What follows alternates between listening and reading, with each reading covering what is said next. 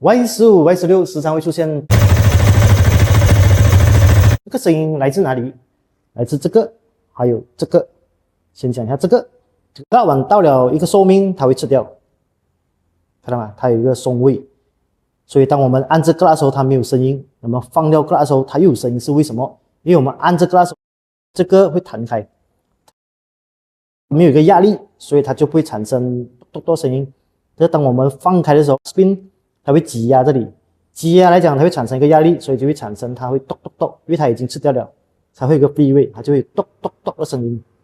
第二个 balancer 其实它是有个寿命的，大概在3万多里处就要去更换。为什么？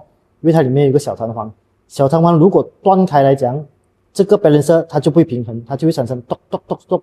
所以这个东西最好是在3万多里处拆开检查一下，牙齿有没有吃，小弹簧有没有断裂，如果有声音咚咚的声音，这个也换掉。